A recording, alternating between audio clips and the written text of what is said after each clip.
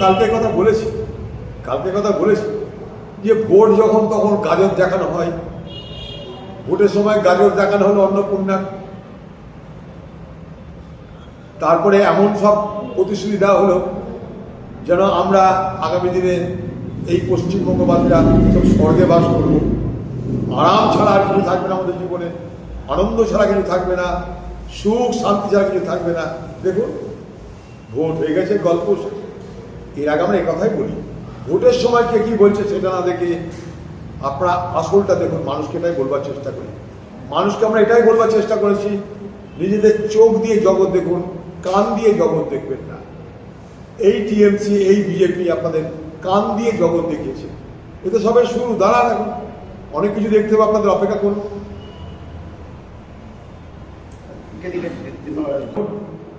কোমরে দড়ি বেঁধে পুলিশ ঘোরাচ্ছে, এটা আমার মনে হয় এটা আরেক ধরনের অবদ্ধতা করছে। কেউ চোর, কি কেউ বাটপার, কি দুর্নীতিগ্রস্ত, আইন আছে, বিচার হবে, সাজা হোক, জেল হোক, কিন্তু এটা একটা আরেকটা নাটক তৈরি করা হচ্ছে। কোমরে দড়ি বেঁধে আমি রাস্তা দিয়ে হাঁটে নিয়ে যাচ্ছি হাফ প্যান্ট পরিয়ে।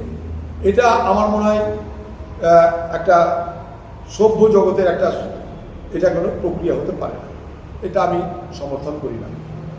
আমার অনেক রাগ আছে, অনেক ক্ষোভ আছে, অনেক বিক্ষোভ আছে, কিন্তু এটা কুৎসিতভাবে কিন্তু তার প্রকাশ করছে, এটাও ঠিক না। ক্ষমতায় কেউ আসে, কেউ চলে যায়, কিন্তু ক্ষমতায় আসার পর তার বহিঃপ্রকাশটা যেন কোনো কুৎসিতভাবে না হয়, এটা নিশ্চয়ই আমি অন্তত ব্যক্তিগত বলবো। কারণ কোমরে দড়ি পরিয়ে অপরাধ থাকতেই পারে, অপরাধ তো অবশ্যই করেছে, অপরাধ করেছে, অন্যায় করেছে, দুর্নীতি করেছে, মানুষ তারই দিয়েছে, তার জন্য তাদেরকে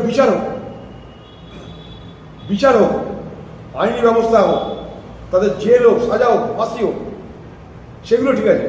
কিন্তু আমি একটাকে চারটে চোরটাকে ধরে নিয়ে রাস্তায় পুলিশ দড়ি বেঁধে হাঁটাচ্ছে, এটার মধ্যে কিন্তু কোনো বাহাদুরি নেই। এটা ঠিক আমার কাছে মানে এটা একটা রুচির প্রশ্ন আছে, কিন্তু এই জায়গাটা সরকার আসার পরে নাকি ঈদুল আজহার শুভেচ্ছা জানিয়েছে, আমি শুনেছি ঈদুল আজহার শুভেচ্ছা জানিয়ে, অর্থাৎ বকরিদের শুভেচ্ছা জানিয়েছে। সে কেউ হিন্দু, সে কৃষ্ণ মন্দির যেতে পারে, এখানে আমার তো কিছু করার নাই। আমি আবার একটা কথা বলবো, মুখ্যমন্ত্রী পশ্চিমবঙ্গের ক্ষমতায় আসার আগের দিন একটা কথা বলেছিলেন যে আমি সকলের মুখ্যমন্ত্রী। আমি কথাটা বারবার স্মরণ করে দিব বাংলার মুখ্যমন্ত্রীকে, আপনি সকলের মুখ্যমন্ত্রী হন, এটা মানানসই হবে। কারণ আজকে যিনি বাংলার মুখ্যমন্ত্রী, একদিন তিনি যে মুখ্যমন্ত্রী হেরে গেছেন তাকে মুখ্যমন্ত্রী করার জন্য সব থেকে বেশি সহযোগিতা করেছিলেন। আমি আবার বলবো, নন্দীগ্রাম যদি না হতো, যদি অধিকারী পরিবার না থাকতো, নন্দীগ্রাম যদি না হতো, নন্দীগ্রামের সে লড়াই যদি না হতো, নন্দীগ্রামের সে সংগ্রাম যদি না হতো, তাহলে মমতা ব্যানার্জি কখনো মুখ্যমন্ত্রী হতে পারতেন না। সিঙ্গুর এবং নন্দীগ্রামের দুটো জায়গায় মমতা ব্যানার্জিকে মুখ্যমন্ত্রীতে সাহায্য করেছিল।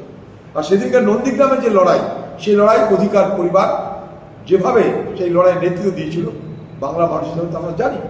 আমি যখন মুখ্যমন্ত্রী ক্ষমতায় তখন এই কথা বলেছিলাম যে আপনার তো উচিত অধিকার পরিবারের প্রতি আপনার কৃতজ্ঞ থাকা।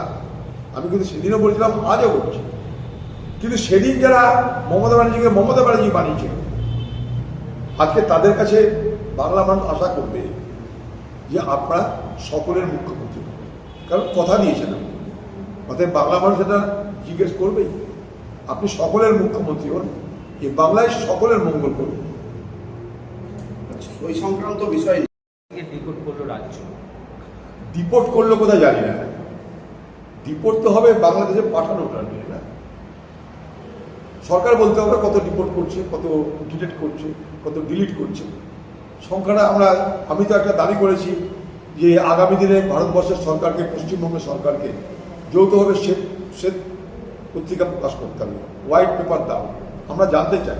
কারণ বাংলাদেশি অনুপ্রবেশকারী এই কথা শুনতে শুনতে আমরা সবাই জেনে গেছি, কিন্তু প্রকৃত তথ্যটা কি আছে আমাদের জানা নাই।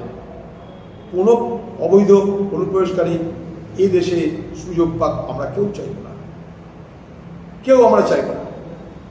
কিন্তু যতটা বলা হচ্ছে তার পরিপ্রেক্ষিতে কতটা প্রকৃত অবস্থা সেটা নিশ্চয়ই আমাদের জানার অধিকার আছে। যাদেরকে ওই ক্যাম্পে ঢুকিয়ে দেওয়া হচ্ছে তাদের তো তদন্ত হচ্ছে, তারা তো দেখবে যে প্রকৃত অর্থে তাদের পরিচয় যেটা দিয়েছে যে পরিচয়টা ঠিক না বেঠিক, তারপর তো তাদেরকে পাঠাবে কি পাঠাবে না পরের ব্যাপার। আগে সেই প্রক্রিয়াটা হোক। ঢুকিয়ে দেওয়া মানে ডিপোর্ট করা নয়, কাউকে আটক করা মানে তাকে দেশ থেকে তাড়িয়ে বের করে দেওয়া নয়। আটক করে দেখছে যে তাদের তথ্য সঠিক না বেঠিক, তাদের দেওয়া তথ্য সঠিক না বেঠিক, তদন্ত হবে, তারপর তাদের করে ব্যবস্থা হবে। আমরা কেউই চাই না অবৈধ পুলিশ এটা থাক, কেউই চাই না। কিন্তু যেভাবে বলা হচ্ছে যে পশ্চিমবঙ্গের সমস্যা, ভারতবর্ষের সমস্যা শুধুমাত্র এই বাংলাদেশি বা অন্য দেশ থেকে আসা লোকেদের জন্য, এইটা আমরা ঠিক মানতে রাজি না। ভারতবর্ষে 144 কোটি জনসংখ্যা, মনে করলাম বাংলাদেশ থেকে হয়তো এসছে 50 লাখ, 1 লাখ, 1 কোটি, 2 কোটি, তারা গোটা ভারতবর্ষের অর্থনীতিকে কি শেষ করে দিল? না প্রকৃতত আমাদের অর্থনীতি দুর্বল হচ্ছে। তারা কি আমাদের পেট্রোল ডিজেলের দাম বাড়িয়ে দিচ্ছে? তারা কি আমাদের রান্নার গ্যাসের দাম বাড়িয়ে দিচ্ছে? কোনটা? তো বৃহৎ পরিপ্রেক্ষিতে ব্যাপারটা দেখা দরকার। শুধু বাংলাদেশি ধরছি তাড়াচ্ছি এই হাওয়া তুলে বাকি সমস্যাগুলোতে চুপ করে যদি থাকে সরকার, তাহলে সেটা সরকার দায়িত্ব নিশ্চয়ই পালন হবে না। তখন কিন্তু আমরা প্রতিবাদ করে প্রতিবাদে নামবো।